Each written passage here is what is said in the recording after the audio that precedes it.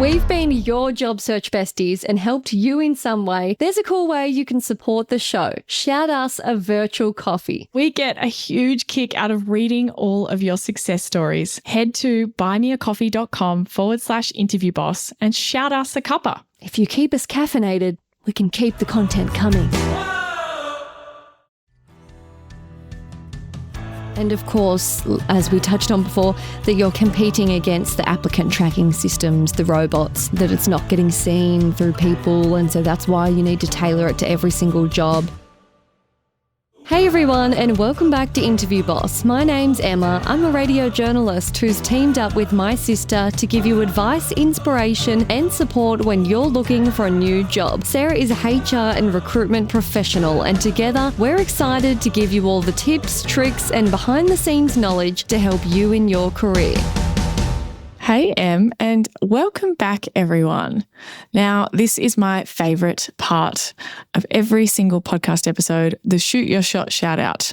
That's where we celebrate you, our incredible listeners who've gone out there, shot your shot, landed some big or little wins in your job search. This week, the shout out goes to Lysandra, who bought us 3 coffees. She said, I went for a management position in an educational psychology role that I'm not sure I had enough experience for. It was a panel interview with 4 people, which overran, lasting for 1 hour and 40 minutes. I was shattered. It was a virtual interview, which I don't love, but your pod helped me to see the positive side to this. I worked hard on my initial story. I was able to read from my notes and screen share ideas I'd prepared in advance. I also didn't let the lady with the resting bitch face distract me like it often does. One other thing that I normally stress about is finding the perfect example for the tell us a time when you questions. Instead, you helped me to focus on explaining my self-awareness and learning from the examples rather than the event itself. Last night, I got the call to say they want me. Thank you guys so much for your help. Enjoy the coffee. Oh, I love that. I think she's captured something really well there in saying it's not about finding the perfect example of this. I've been in that exact scenario. Yes. You're matching up when you've used the same skills that you would use in that kind of scenario and your self-awareness and your learning and your whatever, as opposed to matching the exact same situation. That is such a good way of thinking about it if you get a tricky tell me about a time question. If you need some help and you want to be like Lysandra and be celebrating a new job, you can check out our website for all of our different help available. Sarah does still offer her one-on-one interview coaching sessions. We also have Interview Academy, the on-demand step-by-step guide to your interview prep.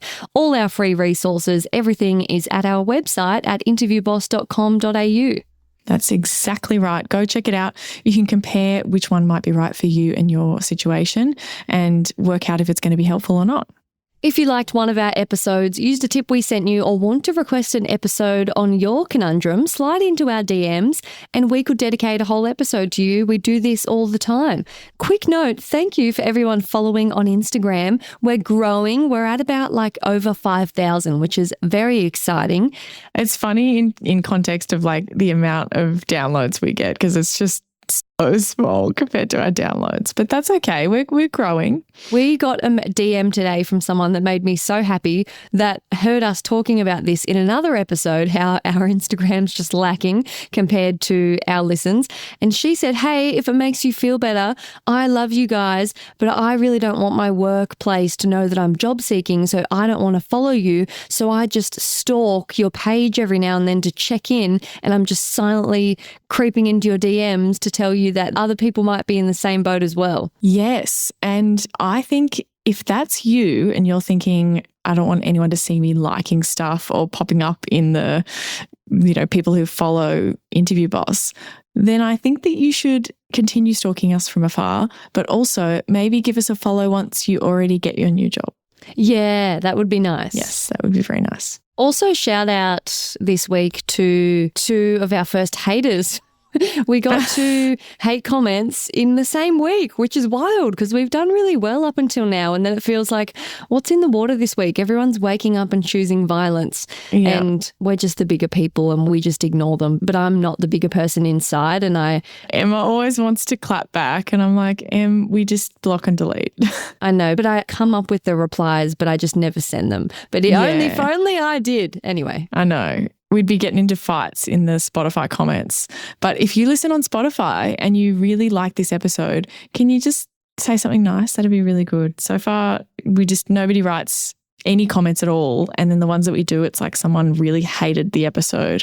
Some are good. We did used to get a lot. It's just been a while. Yeah.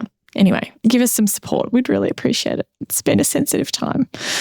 Okay, what are we talking about in this week's episode? We're talking about whether you should tailor your resume to every single job you apply for. Because I feel like this is common advice. It's like you can't be handing the same boring thing into every place and expecting to get there. If you're not personally writing cover letters for every different job, you forget about it. Multiple hours every job application. And honestly, my answer is no, you shouldn't be tailoring your resume for every job you apply for. And that's the episode. Mic drop. See you next week. Well, what are we actually going to talk about? We're going to talk about the advice that is actually out there that might have made you think that this is what you should be doing, or someone might have told you this is what you should be doing. Then we're going to talk about when you should tailor your resume and when that kind of does make sense for your situation. Then we're going to say what you should do with your resume instead of tailoring it every single time. And we'll finish up with some final thoughts. So the advice that's out there, tailor your resume for every job. What are people saying? They're saying that you need to match the job description exactly, like putting keywords in there really so the robots can pick it up, right? Sarcasm. Also, a lot of people say you need to customize your resume to show that you're the perfect fit. Ugh, that's problematic. Or personalize for the company culture to fit with their sort of descriptive vibe. Yes. And I've even seen stuff that suggests that it should be different, even if it's the same job in different departments of the same company, like depending on how that team sounds or I'm like, oh God. And how are you meant to work that out anyway? Like it's a lot of mind reading. Yeah, vibe scanning and unsung. Yeah, absolutely. There's also advice out there that every detail matters to the recruiter. Therefore, every piece of information on there needs to be thoughtfully considered. Well, I think this kind of comes from that idea that you're one little tweak or one bullet point or one something away from that making the difference. Like that's the thing that's going to mean that you get a call as opposed to getting a no. And I guess there's kind of a good part in that. It makes people feel like they are in control, but I just don't think that that's the case. I don't think that one little thing on your resume is going to be making the difference. Like people making mistakes on their resume, I've hired plenty of them. Like those things aren't a deal breaker the way that you think that they might be. We want the overall picture to get across, and then outside of that, your resume's job is just to get you into the next stage. And also the classic advice of being told that you need to stand out from the crowd. Yeah, that like a generic resume is not going to make it through. Oh, I like it when they're generic. If you've listened to us before, you know that we say, actually, it's kind of the opposite. You want to fit in amongst all the other great qualified people. You don't want yours to have a funky, weird format or not make sense or be done in another way. You're not aesthetically trying to make it stand out insanely. Your experience will speak for itself in standing out. Yeah.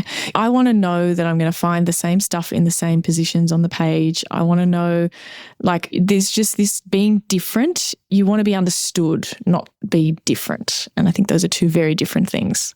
And of course, as we touched on before, that you're competing against the applicant tracking systems, the robots, that it's not getting seen through people. And so that's why you need to tailor it to every single job. And the white keywords and all that kind of stuff.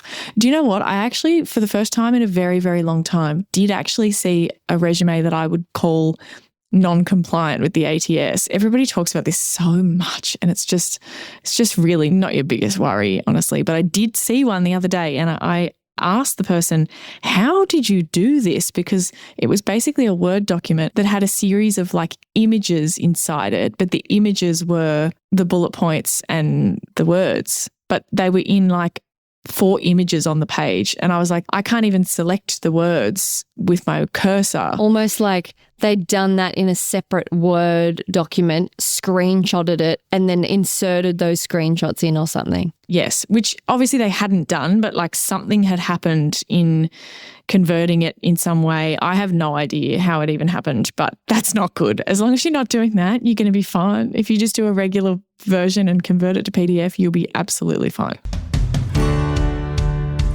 Interview Academy might be the perfect thing you're looking for. Interview Academy is a course Sarah has been working on after delivering hundreds of interview coaching sessions and getting incredible results. But unfortunately, I'm only one gal living in an Aussie time zone who works a day job, and all of that mean I can't help everyone one-on-one, which drove me crazy. So for over a year, Sarah's been working on turning all of those amazing lessons into an on-demand, step-by-step interview prep course. We hold your hand through the entire thing, and you can do it at home in your own time and get instant access right now. Check it out at interviewboss.com.au/interview-academy. The link is in the show notes.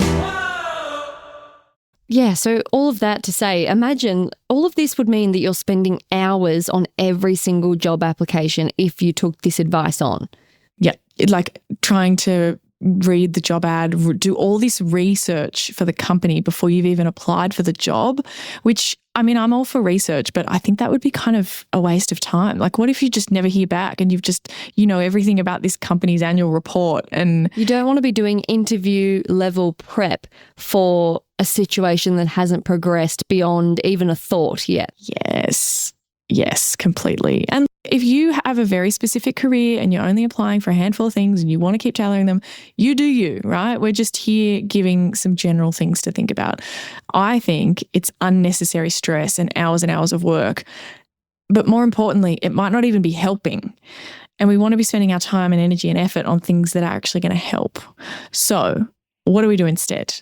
Well, instead of completely reinventing the wheel and having complete rewrites, we can have a couple of versions of our resume for the different kinds of roles we're targeting. Yeah, this is where tailoring makes sense for me. If I'm a journalist, I could have one tailored to if I want to apply for more radio jobs. I could have one if I wanted to switch to a more communications general role for like a company. And I could have another one for print newspaper. Yep. And writing articles like in a more, yeah, totally. And you could highlight different things. You could put your jobs in different orders, all that kind of stuff.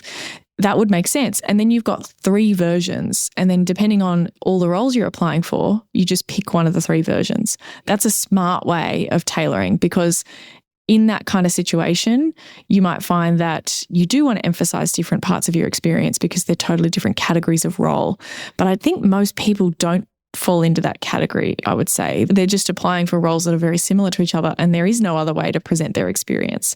So if you're not in that category, then you don't probably need different versions. But if that kind of makes sense and you're like, oh, I was thinking about putting this here, and if you're constantly kind of shuffling things up and down or whatever, just do 2 versions and then keep it at that. Then you're not having to do it for every role. You just pick one of the 2. Yeah. You could also try shuffling around your bullet points to emphasize the different relevant experience. So if you have a certain skill set that you want to highlight for one job, bump that up the top. And it's the same bullet point, you're just putting it up the top versus putting it down the bottom.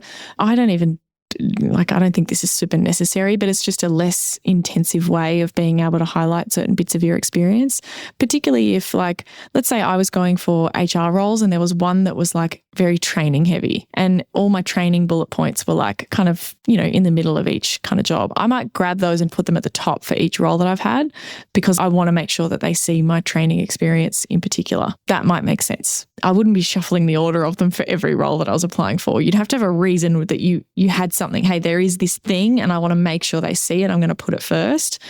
Don't go overboard on that one.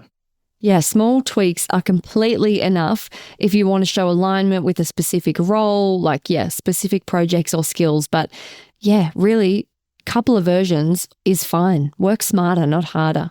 And let's think about the whole concept of a resume in the first place. Like the whole idea is that you have this document that you're able to apply to multiple things with versus a company requiring you to write a custom application for every single job. The whole concept of having a document that kind of shows you is that you don't have to do that. Like that's why the concept of a resume exists. Yes, because it's about you. It's not on the company. It's a summary of me, and me doesn't change and all the things I've done doesn't change. We can package it up a little differently, but at the core, when you unwrap the present, it's the same. It's me. Hi, you've won me. Yep. Also, just a word, if you haven't heard our resume episode, you should not be putting a section at the top, I'm looking for blah, blah, blah, because sometimes that's the thing that people are having to go in and change. I'm targeting this role at this company. That should not go on your resume. If you've got the company you're applying for's name on your resume, you're doing it wrong. If you want to do that, it goes on your cover letter, not on your resume. You also could get caught out if you're doing multiple. What if you accidentally put one company's name in the others, like attach the wrong file? Do you know how often that happens? Oh, all the time, I bet. And unfortunately, it sometimes catches out what I was already thinking. Someone's applying for like something that's a bit odd for them to be applying for, and they've got in their objective statement, I'm looking for a job in marketing, and they've applied for an admin role. And I'm like, well, you're in the wrong place. Like, what do I do with this? Because you've literally just told me that you want to work in marketing. I'm going to let you go work in marketing. That's why just take it off. Like, just take it off. So the key to creating an all-purpose resume that's strong and that doesn't need to be tweaked 100 times is, like we just said, make it represent you well overall so that it stands the test of time. Yeah. You don't have to change it every single time. You want to make sure that you've got the format right. Like, go check out our free resume template. Will be linked in the show notes if you need a bit of a hand with doing that. You don't have to use our colours and our way of laying things out. That part doesn't matter. You can steal it if you want. You can find another one. But grab the way of like laying it out. We've got little templates, little fill in the blanks kind of things that might be helpful in actually writing it if you need. And it'll give you an idea of how long things should be, how much white space, just the overall organisation. Go and check that out. And I think you should only be tailoring for really, really competitive roles, something that was like, okay, this one's different. I really want to go all out with this one. Okay, maybe. If you love tailoring and you're kind of resisting and you're yelling at your headphones, having us tell you not to do it. But Sarah, I love tailoring. Cool. Maybe just reserve it for stuff that's special. We need to keep our energy. It's a long road ahead. And if we go all out, we're going to lose steam. We need to keep our energy for the crackhead energy of preparing. That's where we need the energy for interviews. That's right. And also maybe like preparing for like applying for multiple jobs and researching more things that you might find, like more opportunity. Oh, do you know what? I just thought of one more thing. This is our final thing. Imagine how much worse it's making how rejected you feel. Yeah, if you spent hours. It's more personal because you poured hours of time and energy into it. Yes.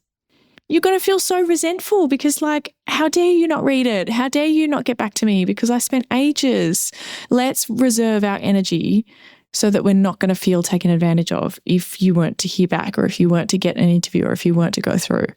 Like, not that you should, apply for as many things as possible and just send in the same stuff and bulk apply and all that kind of stuff. But I know that the people who listen to our podcast aren't those kind of people. I think they're the over-tailorers. Yeah, the chronic over-tailorers. So, verdict, do you need to tailor your resume? No. Stop over-tailoring. Save time, less stress. You can apply for more jobs. And the final kind of takeaway, if your resume is getting you interviews, it's doing its job. Don't fix what ain't broke. Boom. Save that energy. Protect your peace. Thanks so much for listening to Interview Boss. If you like hearing the sound of our voices, follow us on Apple or Spotify. Maybe even leave a nice comment on Spotify. Or better yet, tell someone else about the show. That's how we can hit the charts and help even more people. For more advice, inspiration, and some savable content, check us out on Instagram @InterviewBoss. You can either hide in the shadows or chuck us a follow.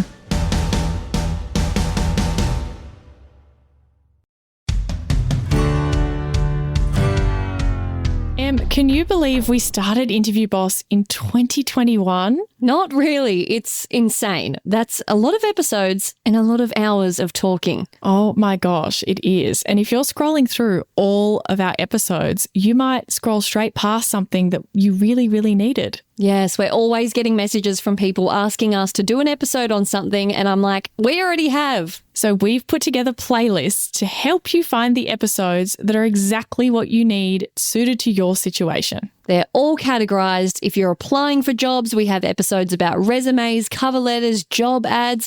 If you've been offered your dream job, we have episodes on resigning, exit interviews, and how to impress at your new company. And we even have a very special playlist that's very popular for if you have an interview coming up immediately and you need just our most recommended hard-hitting episodes between now and then. For all our last-minute listeners.